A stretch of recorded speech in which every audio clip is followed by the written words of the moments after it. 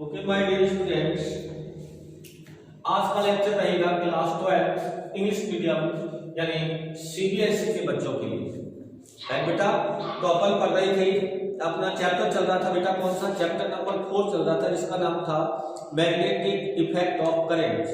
उस 4th lesson में आज कल हमने जो सीखा था बायो सावर्ट लॉ नहीं सीखा था, शायद ओरस्टेड एक्सपेरिमेंट के बारे में हमने लास्ट लेक्चर में पढ़ा था। आज हम पढ़ेंगे बायो सावर्ट लॉ के बारे में। आज हम पढ़ेंगे बेटा बायो सावर्ट लॉ। आज का टॉपिक रहेगा बेटा बायो सावर्ट लॉ। तो देखिए बेटा, बायो सावर्ट लॉ क्या है।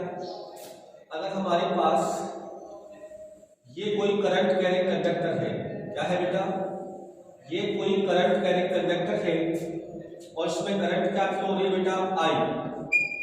करंट क्या हो रही है, आई फ्लो, और इसकी लेंथ कितनी है, एल। अगर हमने सपोज इसमें कोई स्मॉल एलिमेंट लिया और इस स्मॉल एलिमेंट को हम कहते हैं वेरी स्मॉल लेंथ, ऐसे कह सकते हैं। तो ये है कोई लेंथ एलिमेंट और इसकी लेंथ कितनी है, dl है। तो ये बेटा इसकी लेंथ है dl। इससे स्मॉल r डिस्टेंस पर, कितने डिस्टेंस पर बेटा, स्मॉल r डिस्टेंस पर कोई पॉइंट p है जो स्मॉल एलिमेंट्स के साथ एंगल क्रिएट कर रहा है थीटा। आज हमें इस पॉइंट p पर मैग्नेटिक फील्ड निकालना है। क्या निकालना है बेटा, हमको निकालना है मैग्नेटिक फील्ड। कौन से पॉइंट पर बेटा, p पॉइंट पर। तो बायो सावर्ट ने किसी स्मॉल एलिमेंट से r डिस्टेंस पर कोई पॉइंट p है जो कि थीटा एंगल पर क्या है, प्लेस्ड है। यहां हमें मैग्नेटिक फील्ड निकालना है। तो उसने कहा था कि इस स्मॉल एलिमेंट के कारण जो मैग्नेटिक फील्ड है dv, जो मैग्नेटिक फील्ड क्या है बेटा, dv है, ये डायरेक्टली प्रोपोर्शनल होता है फ्लोइंग ऑफ करंट के। dv is directly proportional to I। And ये पहला पॉइंट है बेटा, और second point dv is directly proportional to length element dl, length element dl, and dv is directly proportional to sin theta. sin theta का मतलब है theta किस के एंगल है बेटा, स्मॉल एलिमेंट एंड r यानी पोजीशन। आप कैसे कह सकते हैं इसको कि डेंसिटी, आप ऐसे कह सकते हैं कि dv is directly proportional to the sin of the angle between current element and the line joining point p। ठीक है बेटा, क्या कह सकते हो, dv is directly proportional to the sine of the angle between small element and line joining of the point P of r, dv sin theta, and dv is inversely proportional to r square। Right बेटा, अगर हम इनको सबको यहां से mix करके लिखें तो ये हो जाएगा बेटा dv proportional I dl sin theta upon r square, और प्रोपोर्शनल साइन यहां से हटाएंगे बेटा तो ये आता है u not upon 4 pi I dl sin theta upon r square, where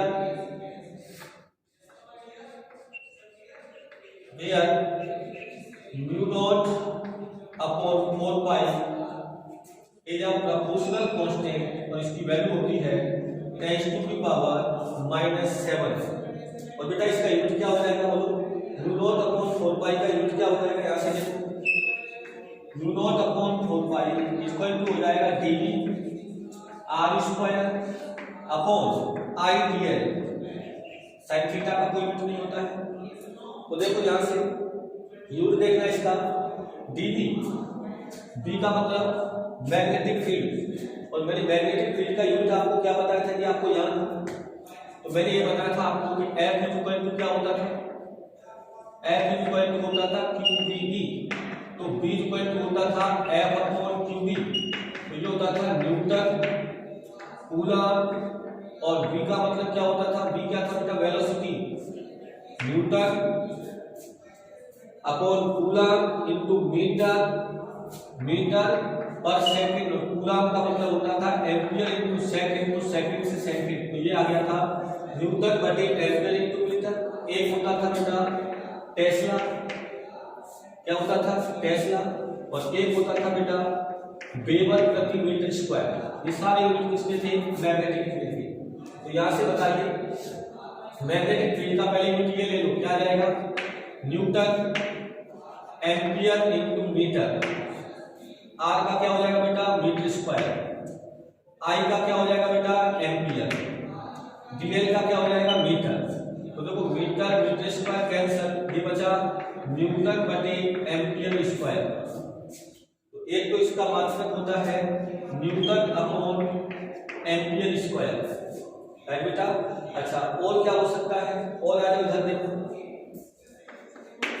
DV का मात्रक क्या होता है टेस्ला, क्या होता है बेटा टेस्ला, और दूरी का क्या होता है बेटा मीटर स्क्वायर, एक मिनट हाँ सही है मीटर स्क्वायर, और नीचे क्या हो जाएगा आई के लिए क्या हो जाता है एम्पियर, और एल के लिए मीटर, एक मीटर से मीटर कैंसिल, तो इसका यूनिट ये भी हो सकता है tesla into metre upon ampere, ये भी हो सकता है।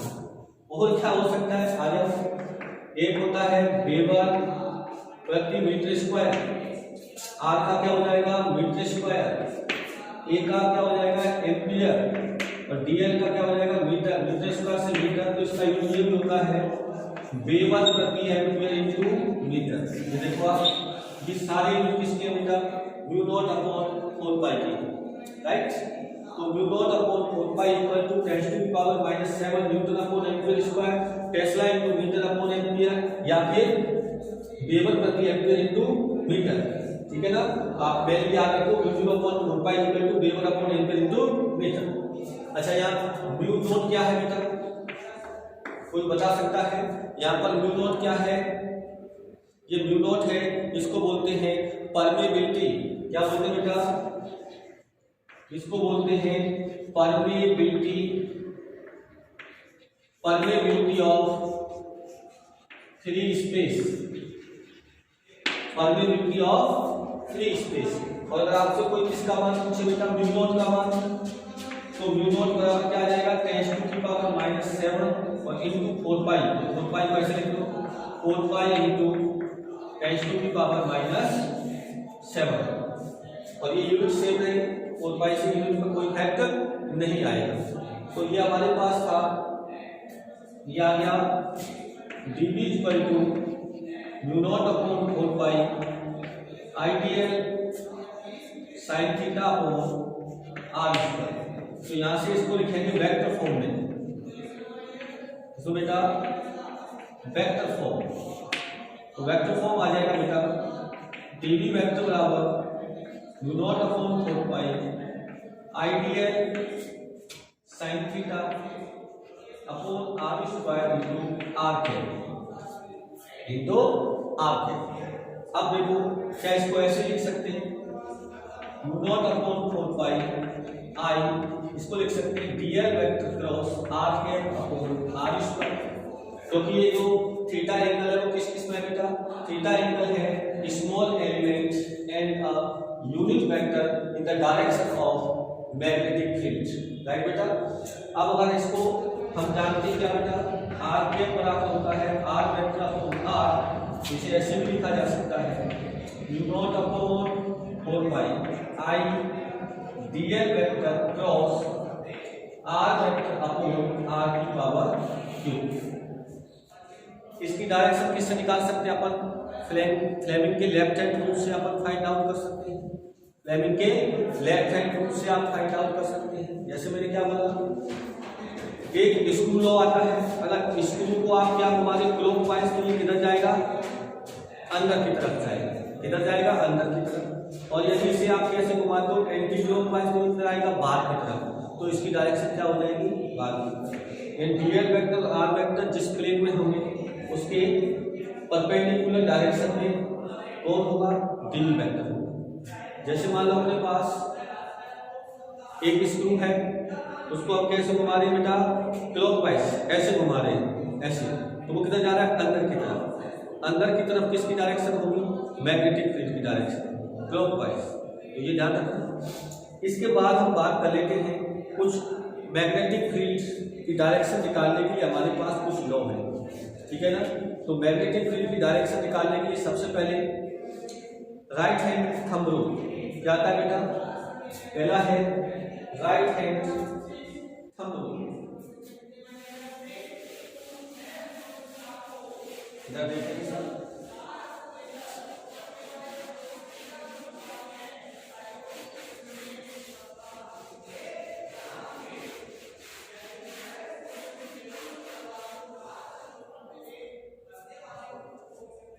यानी पहला रूल है बेटा राइट हैंड थंब रूल।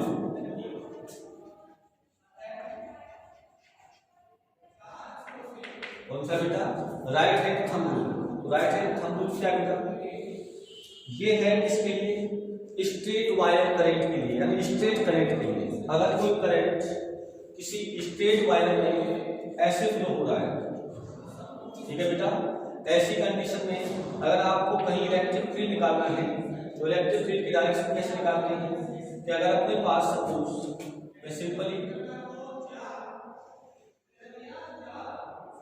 अपन ऐसे बना लेते हैं,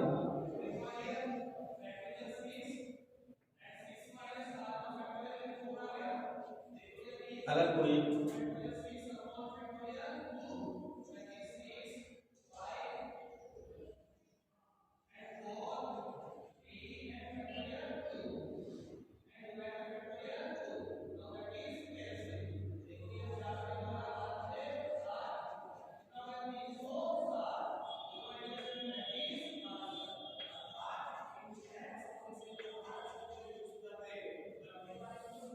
ऐसे है, तो देखिए बेटा अगर ये करंट का एक कंडक्टर है, अगर इसमें आई है ये, तो अगर ये करंट का एक कंडक्टर है और इसमें करंट फ्लो हो रहा है इधर यानी डायरेक्शन ऑफ थंब, तो ये जो उंगलियां आपने जो फोल्ड की हैं ये उंगलियों के मुड़ने की दिशा मैग्नेटिक फील्ड की डायरेक्शन को बताएगी, राइट बेटा। अगर ये हमारे पास करंट कैरिंग कंडक्टर है, इसमें करंट फ्लो हो रहा है नीचे से ऊपर, तो डायरेक्शन में किसको करेंगे थंब को, करंट की डायरेक्शन में थंब को, तो ये मुड़ी हुई उंगलियां इसको बताएंगी इलेक्ट्रिक फील्ड की डायरेक्शन को।